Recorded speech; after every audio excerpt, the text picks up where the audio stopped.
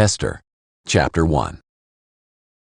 These events took place during the days of Ahasuerus, who ruled 127 provinces, from India to Cush. In those days King Ahasuerus reigned from his royal throne in the fortress at Susa. He held a feast in the 3rd year of his reign for all his officials and staff, the army of Persia and Media, the nobles and the officials from the provinces. He displayed the glorious wealth of his kingdom and the magnificent splendor of his greatness for a total of 180 days. At the end of this time, the king held a week-long banquet in the garden courtyard of the royal palace for all the people, from the greatest to the least, who were present in the fortress of Susa. White and blue linen hangings were fastened with fine white and purple linen cords to silver rods on marble columns. Gold and silver couches were arranged on a mosaic pavement of red feldspar, marble, mother-of-pearl, and precious stones. Drinks were served in an array of gold goblets, each with a different design. Royal wine flowed freely, according to the king's bounty. The drinking was according to royal decree. There are no restrictions. The king had ordered every wine steward in his household to serve whatever each person wanted. Queen Vashti also gave a feast for the women of King Ahasuerus's palace. On the 7th day, when the king was feeling good from the wine, Ahasuerus commanded Mehuman, Biztha, Harbona, Bigtha, Abagtha, Zethar, and Carcas, the 7 eunuchs who personally served him, to bring Queen Vashti before him with her royal crown. He wanted to show off her beauty to the people and the officials, because she was very beautiful. But Queen Vashti refused to come at the king's command that was delivered by his eunuchs. The king became furious, and his anger burned within him. The king consulted the wise men who understood the times, for it was his normal procedure to confer with experts in law and justice. The most trusted ones were Karshina, Shethar, Admatha, Tarshish, Meres, Marsina, and Memucan. They were the 7 officials of Persia and Media, who had personal access to the king and occupied the highest positions in the kingdom. The king asked, according to the law, what should be done with Queen Vashti, since she refused to obey King Ahasuerus's command that was delivered by the eunuchs. Memucan said in the presence of the king and his officials, Queen Vashti has wronged not only the king, but all the officials and the peoples who are in every one of King Ahasuerus's provinces. For the queen's action will become public knowledge to all the women, and cause them to despise their husbands, and say, King Ahasuerus ordered Queen Vashti brought before him, but she did not come. Before this day is over, the noble women of Persia and Media who hear about the queen's act will say the same thing to all the king's officials, resulting in more contempt and fury. If it meets the king's approval, he should personally issue a royal decree. Let it be recorded in the laws of the Persians and the Medes so that it cannot be revoked.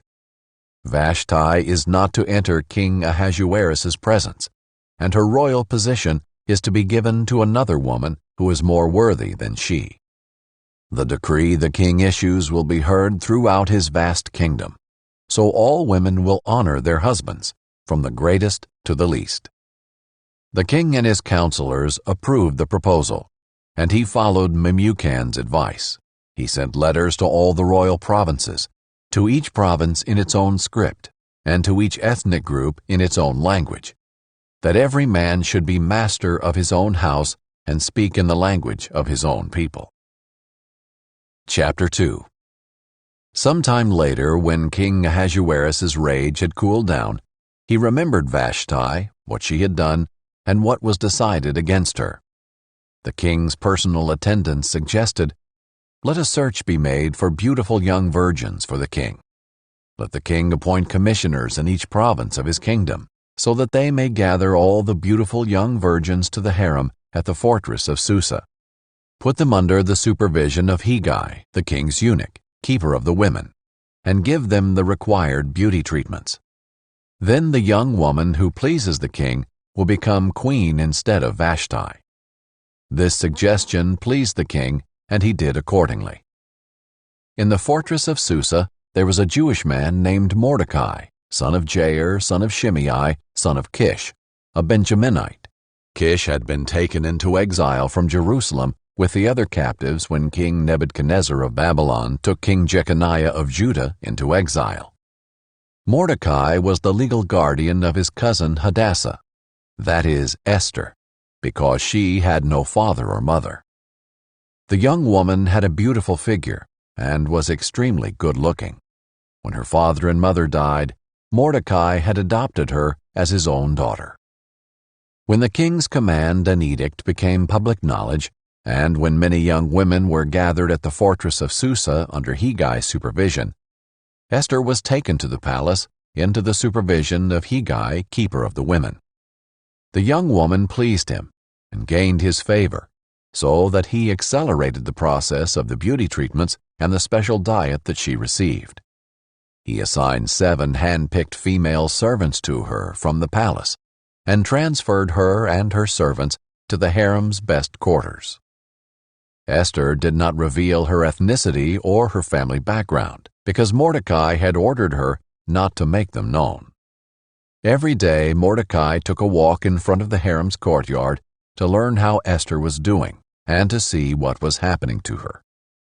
During the year before each young woman's turn to go to King Ahasuerus, the harem regulation required her to receive beauty treatments with oil of myrrh for 6 months and then with perfumes and cosmetics for another 6 months. When the young woman would go to the king, she was given whatever she requested to take with her from the harem to the palace. She would go in the evening, and in the morning she would return to a second harem under the supervision of the king's eunuch Shaashgaz, keeper of the concubines. She never went to the king again, unless he desired her and summoned her by name. Esther was the daughter of Abihail, the uncle of Mordecai, who had adopted her as his own daughter.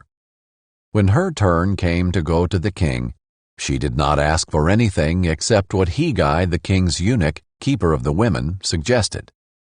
Esther gained favor in the eyes of everyone who saw her. She was taken to King Ahasuerus in the palace in the 10th month, the month Tebeth, in the 7th year of his reign. The king loved Esther more than all the other women. She won more favor and approval from him than did any of the other virgins. He placed the royal crown on her head and made her queen in place of Vashti. The king held a great banquet for all his officials and staff. It was Esther's banquet. He freed his provinces from tax payments and gave gifts worthy of the king's bounty. When the virgins were gathered a second time, Mordecai was sitting at the king's gate. Esther still did not reveal her family background or her ethnicity, as Mordecai had directed. She obeyed Mordecai's orders, as she always had while he raised her. During those days, while Mordecai was sitting at the king's gate, Bigthan and Teresh, 2 of the king's eunuchs who guarded the entrance, became infuriated and planned to assassinate King Ahasuerus. When Mordecai learned of the plot, he reported it to Queen Esther, and she told the king on Mordecai's behalf. When the report was investigated and verified, both men were hanged on the gallows. This event was recorded in the historical record in the king's presence. Chapter 3. After all this took place, King Ahasuerus honored Haman, son of Hammedatha the Agagite. He promoted him in rank and gave him a higher position than all the other officials. The entire royal staff at the king's gate bowed down and paid homage to Haman, because the king had commanded this to be done for him. But Mordecai would not bow down or pay homage. The members of the royal staff at the king's gate asked Mordecai, "Why are you disobeying the king's command?" When they had warned him day after day and he still would not listen to them, they told Haman in order to see if Mordecai's actions would be tolerated, since he had told them he was a Jew.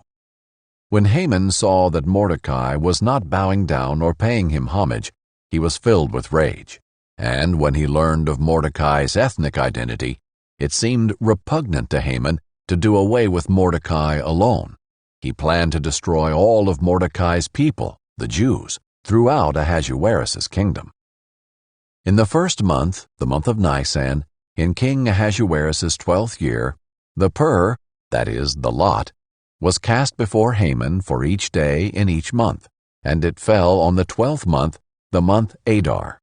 Then Haman informed King Ahasuerus, "There is one ethnic group scattered throughout the peoples in every province of your kingdom, keeping themselves separate.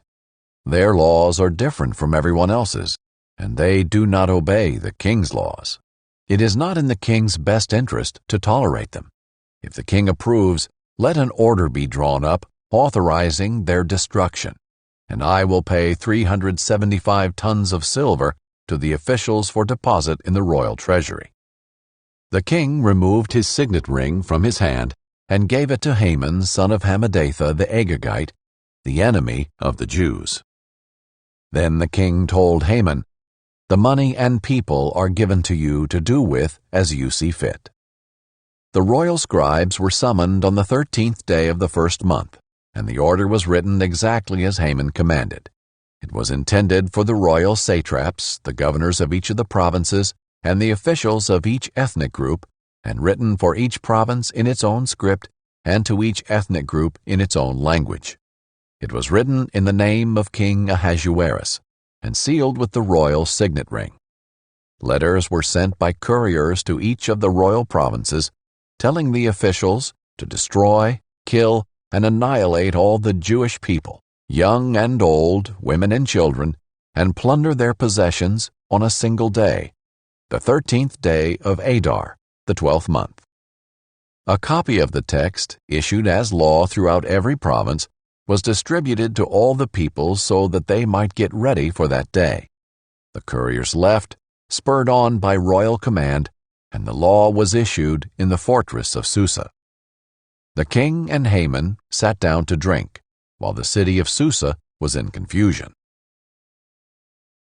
Chapter 4.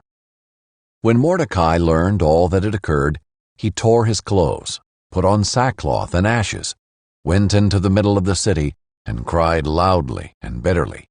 He went only as far as the king's gate, since the law prohibited anyone wearing sackcloth from entering the king's gate.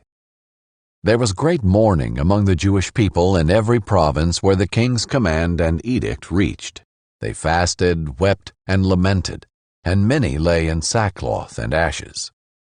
Esther's female servants and her eunuchs came and reported the news to her, and the queen was overcome with fear. She sent clothes for Mordecai to wear so that he would take off his sackcloth, but he did not accept them. Esther summoned Hathach, one of the king's eunuchs who attended her, and dispatched him to Mordecai to learn what he was doing and why. So Hathach went out to Mordecai in the city square in front of the king's gate. Mordecai told him everything that had happened, as well as the exact amount of money Haman had promised to pay the royal treasury for the slaughter of the Jews. Mordecai also gave him a copy of the written decree issued in Susa, ordering their destruction, so that Hathach might show it to Esther, explain it to her, and command her to approach the king, implore his favor, and plead with him personally for her people. Hathach came and repeated Mordecai's response to Esther. Esther spoke to Hathach and commanded him to tell Mordecai, "All the royal officials and the people of the royal provinces know that one law applies to every man or woman who approaches the king in the inner courtyard and who has not been summoned, the death penalty, unless the king extends the gold scepter, allowing that person to live. I have not been summoned to appear before the king for the last 30 days. Esther's response was reported to Mordecai.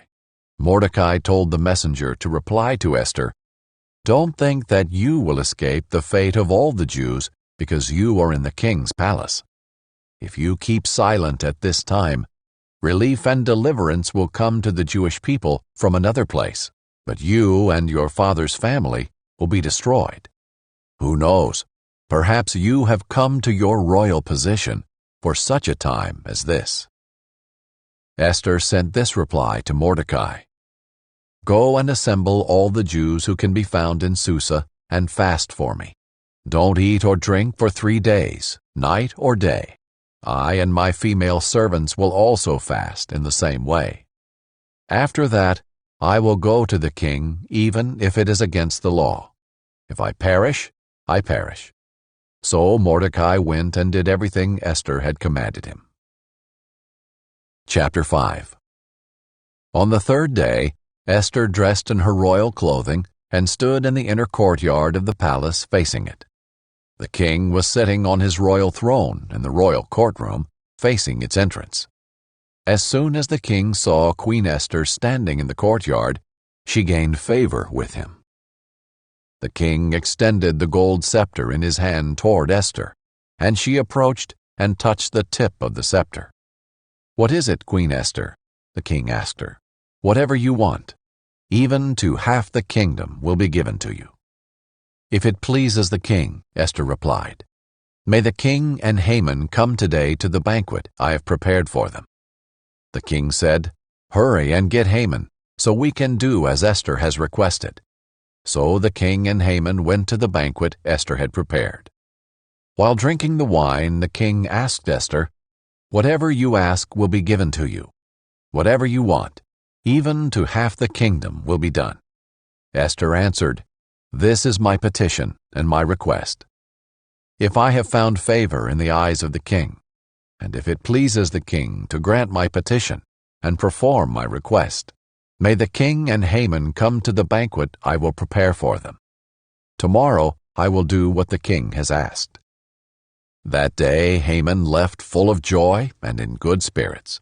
But when Haman saw Mordecai at the king's gate, and Mordecai didn't rise or tremble in fear at his presence, Haman was filled with rage toward Mordecai. Yet Haman controlled himself and went home. He sent for his friends and his wife Zeresh to join him. Then Haman described for them his glorious wealth and his many sons. He told them all how the king had honored him and promoted him in rank over the other officials and the royal staff. What's more, Haman added, Queen Esther invited no one but me to join the king at the banquet she had prepared. I am invited again tomorrow to join her with the king. Still, none of this satisfies me, since I see Mordecai the Jew sitting at the king's gate all the time." His wife Zeresh and all his friends told him, "Have them build a gallows 75 feet tall. Ask the king in the morning to hang Mordecai on it. Then go to the banquet with the king and enjoy yourself." The advice pleased Haman, so he had the gallows constructed. Chapter 6. That night, sleep escaped the king. So he ordered the book recording daily events to be brought and read to the king. They found the written report of how Mordecai had informed on Bigthana and Teresh, two of the king's eunuchs who guarded the entrance, when they planned to assassinate King Ahasuerus. The king inquired, "What honor and special recognition have been given to Mordecai for this act?" The king's personal attendants replied, "Nothing has been done for him." The king asked, "Who is in the court?" Now Haman was just entering the outer court of the palace to ask the king to hang Mordecai on the gallows he had prepared for him. The king's attendants answered him, "Haman is there, standing in the court." "Have him enter," the king ordered. Haman entered, and the king asked him, "What should be done for the man the king wants to honor?"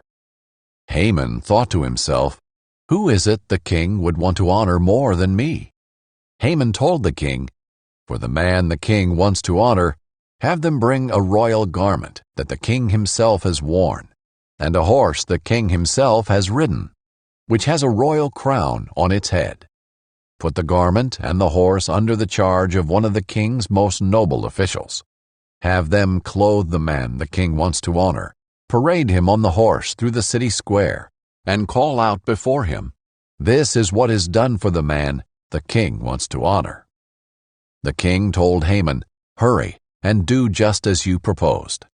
Take a garment and a horse for Mordecai the Jew, who is sitting at the king's gate. Do not leave out anything you have suggested." So Haman took the garment and the horse. He clothed Mordecai and paraded him through the city square, calling out before him, "This is what is done for the man the king wants to honor." Then Mordecai returned to the king's gate, but Haman hurried off for home, mournful and with his head covered. Haman told his wife Zeresh and all his friends everything that had happened. His advisers and his wife Zeresh said to him, "Since Mordecai is Jewish, and you have begun to fall before him, you won't overcome him, because your downfall is certain." While they were still speaking with him, the king's eunuchs arrived and rushed Haman to the banquet Esther had prepared. Chapter 7. The king and Haman came to feast with Esther the queen. Once again on the second day, while drinking wine, the king asked Esther, "Queen Esther, whatever you ask will be given to you. Whatever you seek, even to half the kingdom, will be done." Queen Esther answered, "If I have found favor with you, your majesty, and if the king is pleased, spare my life. This is my request. And spare my people. This is my desire. For my people and I have been sold to destruction, death, and annihilation. If we had merely been sold as male and female slaves, I would have kept silent. Indeed, the trouble wouldn't be worth burdening the king." King Ahasuerus spoke up and asked Queen Esther, "Who is this, and where is the one who would devise such a scheme?" Esther answered, "The adversary and enemy is this evil Haman." Haman stood terrified before the king and queen. The king arose in anger and went from where they were drinking wine to the palace garden. Haman remained to beg Queen Esther for his life because he realized the king was planning something terrible for him. Just as the king returned from the palace garden to the banquet hall, Haman was falling on the couch where Esther was reclining. The king exclaimed, "Would he actually violate the queen while I am in the house?" As soon as the statement left the king's mouth, they covered Haman's face. Harbona, one of the king's eunuchs, said, "There is a gallows 75 feet tall at Haman's house that he made for Mordecai, who gave the report that saved the king." The king said, "Hang him on it." They hanged Haman on the gallows he had prepared for Mordecai. Then the king's anger subsided. Chapter 8. That same day, King Ahasuerus awarded Queen Esther the estate of Haman, the enemy of the Jews. Mordecai entered the king's presence because Esther had revealed her relationship to Mordecai. The king removed his signet ring he had recovered from Haman and gave it to Mordecai, and Esther put him in charge of Haman's estate. Then Esther addressed the king again.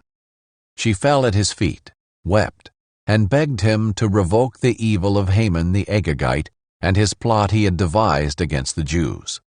The king extended the gold scepter toward Esther, so she got up and stood before the king. She said, "If it pleases the king, and I have found favor with him, if the matter seems right to the king, and I am pleasing in his eyes, let a royal edict be written.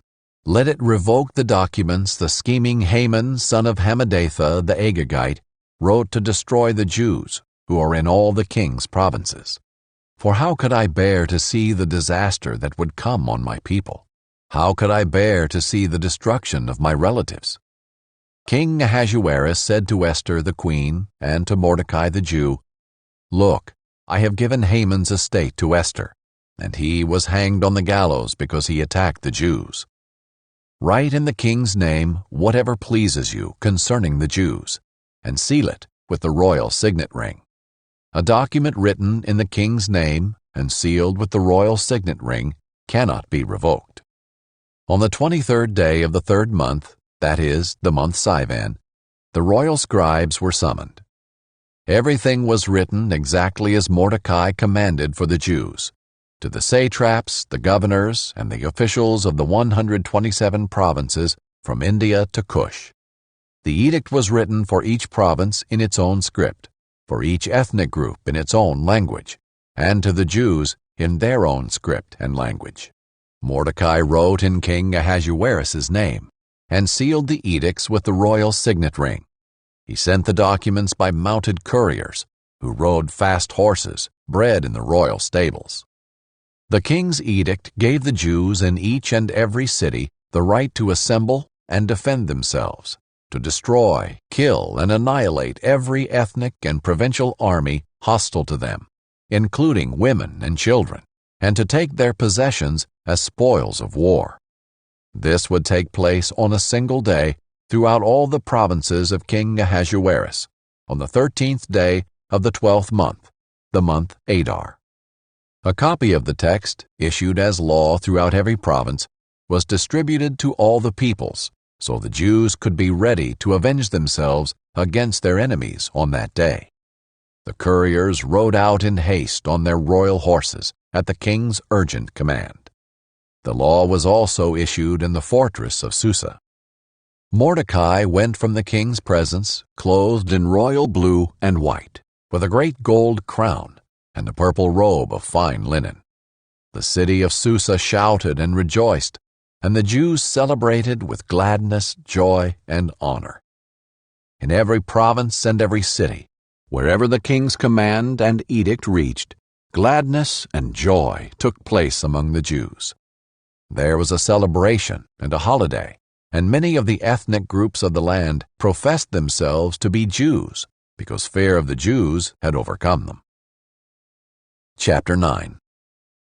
The king's command and law went into effect on the 13th day of the 12th month, the month Adar. On the day when the Jews' enemies had hoped to overpower them, just the opposite happened. The Jews overpowered those who hated them. In each of King Ahasuerus' provinces, the Jews assembled in their cities to attack those who intended to harm them. Not a single person could withstand them. Fear of them fell on every nationality. All the officials of the provinces, the satraps, the governors, and the royal civil administrators aided the Jews because they feared Mordecai. For Mordecai exercised great power in the palace, and his fame spread throughout the provinces as he became more and more powerful. The Jews put all their enemies to the sword, killing and destroying them.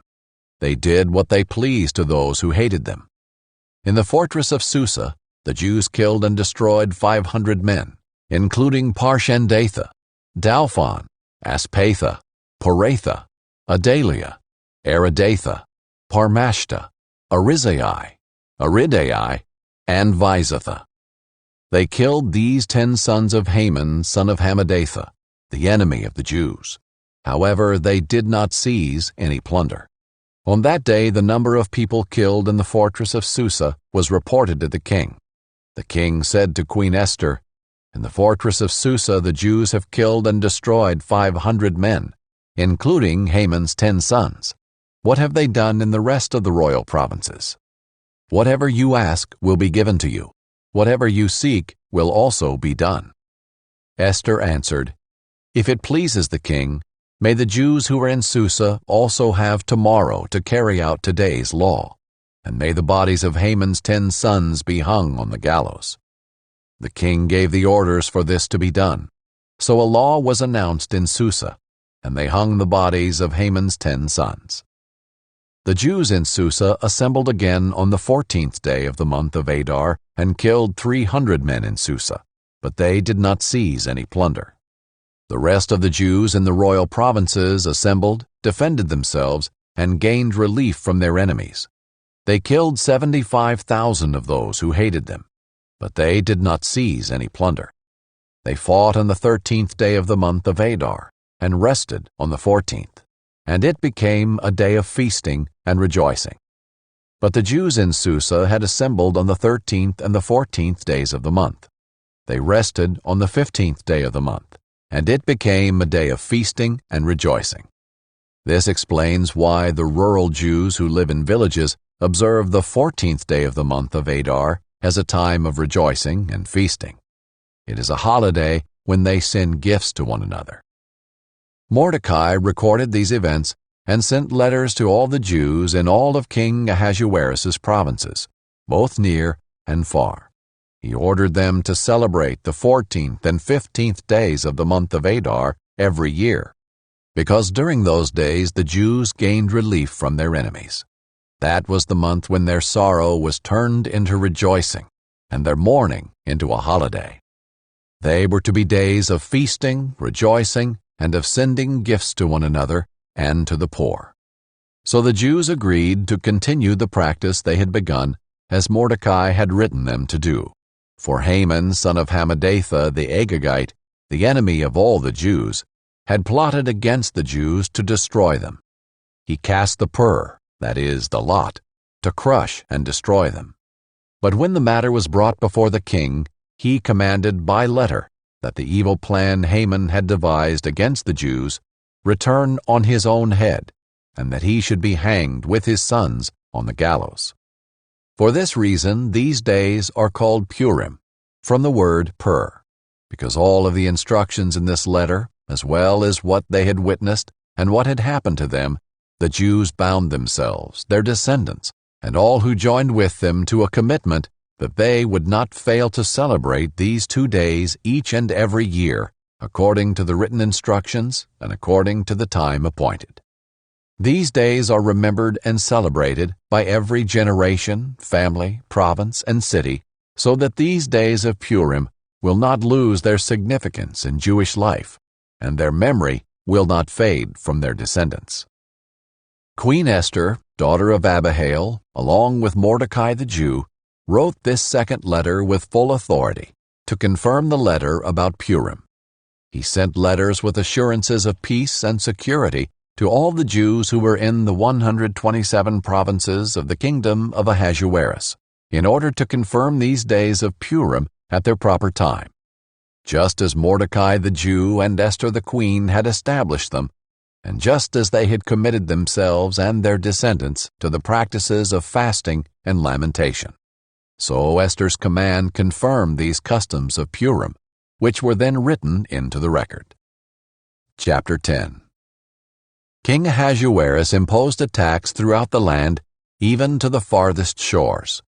All of his powerful and magnificent accomplishments, and the detailed account of Mordecai's great rank with which the king had honored him, have they not been written in the book of the historical events of the kings of Media and Persia?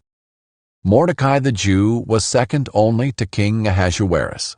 He was famous among the Jews and highly esteemed by many of his relatives. He continued to pursue prosperity for his people and to speak for the well-being of all his descendants.